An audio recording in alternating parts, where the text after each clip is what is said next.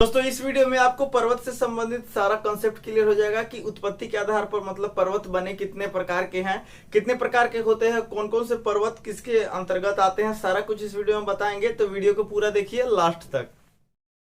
तो आइए दोस्तों वीडियो को शुरुआत करते हैं। पर्वत भी आ गया है तो सबसे पहले बात करते हैं कि पर्वत क्या है, यानी कि पर्वत के बारे में देखिए। ये परिभाषा तो कहीं नहीं पूछा जाएगा, लेकिन एक जानकारी होना चाहिए ओवरव्यू की आखिर हम लोग बोलते क्या है और इसका क्या गुण क्या है या खूबी क्या है। तो पर्वत को बोलते हैं हम लोग माउंटेन, ठीक है। देखिए पर्वत क्या होता है, वे भू आकृतियां, वे या इसको बोल सकते हैं स्थल आकृति,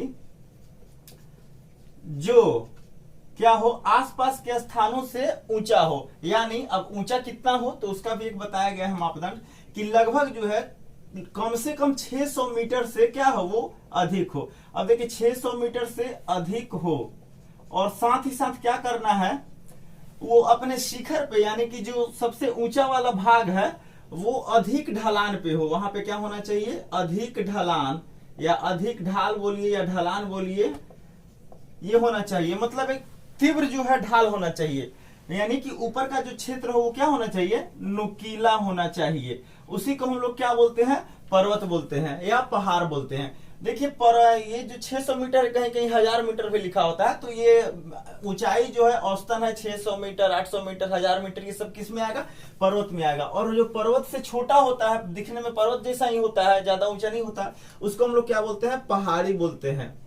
पहाड़ी यानी कि वो क्या हो गया, पर्वत से छोटा हो गया, और उसको जो बोलते हैं हिल, ठीक है। तो पहाड़ी तो यहाँ पे पढ़ना नहीं है, पर्वत पढ़ना है। अब देखिए निर्माण के आधार पर पर्वत बना कैसे भाई, आया कैसे पृथ्वी पे, तो वो जो है 4 प्रकार से होता है। तो हम बोल सकते हैं कि उत्पत्ति के आधार पर कैसे उत्पन्न हुआ, ठीक है। उत्पत्ति के अनुसार या रचना के हिसाब से पर्वत कितने प्रकार के होते हैं, 4 प्रकार के होते हैं। पर्वत 4 प्रकार के होते हैं।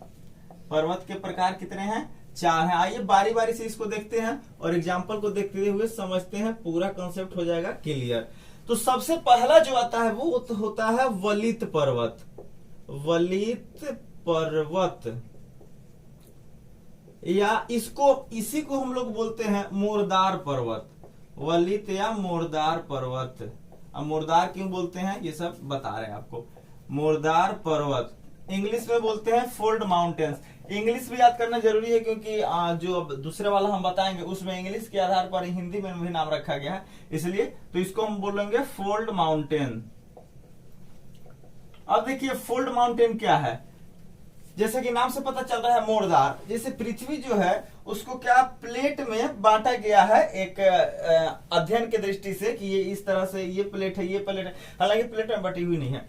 तो बहुत साल पहले हुआ क्या कि ये जो प्लेट है आपस में किसी न किसी प्रकार से पृथ्वी में क्या है, बल है, जैसे कि भूकंप ही आ जाता है, अपने आप को सूची पृथ्वी हिला लेता है। तो क्या हुआ कि प्लेट जो है मान लीजिए इस प्रकार से था, इस प्रकार से, और इसमें शक्ति उत्पन्न हुई और ये किसी न किसी प्रकार से एक दूसरे के ऊपर चढ़ गया, ऐसे हो गया। मतलब ये ऐसे हो गया और ये नीचे का ऐसे चला गया। तो आप देख पा रहे हैं कि ये जो है इस तरह से क्या हो गया, ढाल हो गया या ऊंचा भाग हो गया पृथ्वी पे। तो ये हो गया, तो इसी से क्या बनता है, मोरदार पर्वत। पृथ्वी के प्लेटों के एक दूसरे से चढ़ने के कारण, बल के कारण कैसा क्या बनता है, वलित पर्वत या मोरदार पर्वत, ठीक है। देखिए तो इसका जो एग्जाम्पल है वो क्या है, हिमालय। सबसे पहला और सबसे अच्छा एग्जाम्पल है हिमालय पर्वत। हिमालय, इसके बाद जो है बहुत सारा है, जैसे आल्प्स पर्वत है, आल्प्स जो कि क्या है आपको ये यूरोप में है। उसके बाद रॉकी है, रॉकी पर्वत। उसके बाद क्या है, एंडीज है, एंडीज है। और देखिए जब पर्वत होता है तो बहुत सारा एक जगह ही होता है, ऐसे करके चोटी बाई चोटी, तो उसको क्या बोलते हैं हम लोग, पर्वत श्रृंखला या पर्वत श्रेणी बोलते हैं। तो हिमालय एक प्रकार का एगो नहीं है, बहुत सारा मिल के बना हुआ है, इसलिए इसको बोलते हैं हिमालय पर्वत श्रेणी, ठीक है। मतलब वहां पे केवल इस तरह एगो उठा हुआ नहीं है, वहां पे आपको बहुत सारा एक रेंज मिलेगा, यहां से लेके कुछ दूर तक, कई किलोमीटर तक। उसी तरह हिमालय है, आल्प्स है यूरोप, रॉकी जो है नॉर्थ अमेरिका का है, और एंडीज जो है वो साउथ अमेरिका का है। तो ये हो गया वलित पर्वत। और दूसरा जो है, अब आइए दूसरा को हम लोग बोलते हैं भ्रंशोत्थ, कहीं पे होता है, या होता है ब्लॉक पर्वत। ब्लॉक देखिए ब्लॉक इंग्लिश है और लेकिन इसको हिंदी में भी काम चलाया जाता है, इसीलिए हम बोले हैं कि इंग्लिश भी आपको देखना होगा। तो ब्लॉक माउंटेन हो गया, ब्लॉक माउंटेन। अब देखिए ब्लॉक माउंटेन क्या है, पृथ्वी पर क्या होता है, कभी कभी अचानक से पृथ्वी के धंसने से या उठने से, मान लीजिए कि जैसे ये पृथ्वी है, ठीक है, अब क्या हुआ कि यहाँ का भाग दोनों अपने से धंस गया, तो ये जो है चला आया यहाँ पे और ये जो चला आया यहाँ पे और इतना छूट गया, इधर का ही धंस गया और इधर का धंस गया। तो अब आप देख पा रहे हैं कि ये जो है इस तरह से उठ गया। तो इस प्रकार से जो पर्वत बनता है पृथ्वी के धंसने से या उठने से, उसको हम लोग क्या बोलते हैं, भ्रंशोत्थ पर्वत या ब्लॉक पर्वत। अब देखिए जब उठता है, जब दो जगह से उठता है और जब बीच में जगह बच जाता है उसको हम लोग बोलते हैं रिफ्ट या घाटी, ठीक है। अब देखिए भ्रंशोत्थ पर्वत के जो एग्जांपल है वो है विंध्याचल पर्वत श्रेणी, जो कि ये सब भारत में है, विंध्याचल पर्वत श्रेणी, ठीक है, ये है। और आपको जो है एक और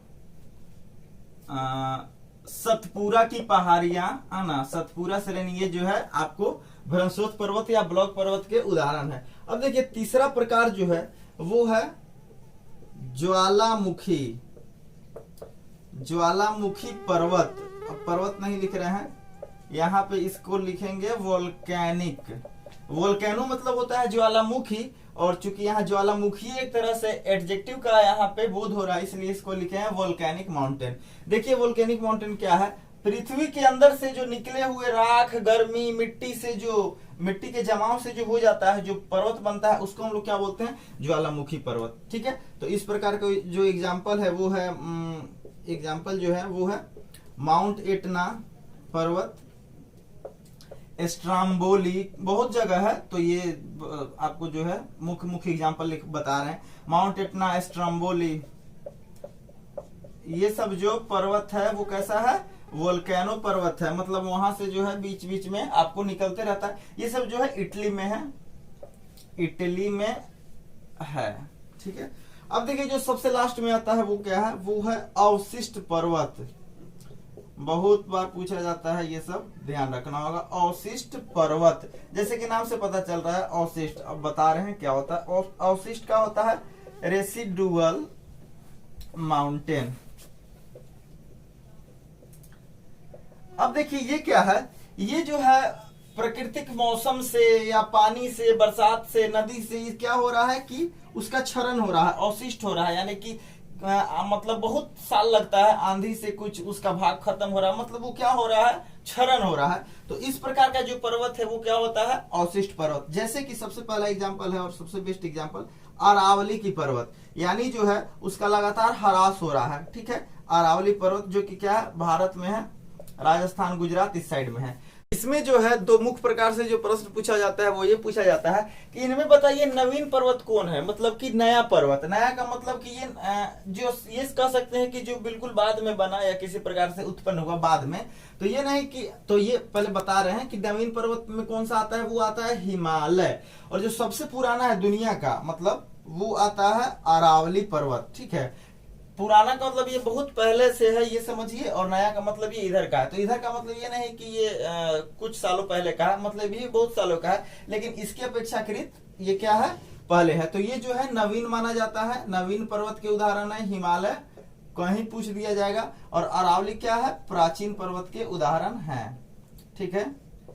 ये तो कैसा लगा कमेंट जरूर कीजिएगा। ये था केवल पर्वत के प्रकार कितने हैं। अब बाकी जो है आपको पर्वत कितने हैं, उसके क्या क्या विशेषताएं हैं, कौन पर्वत कहाँ है, वो सब जो है अगले वीडियो में आपको बताया जाएगा। चैनल को सब्सक्राइब कर लीजिएगा। मिलते हैं अगले वीडियो में दोस्तों, थैंक यू।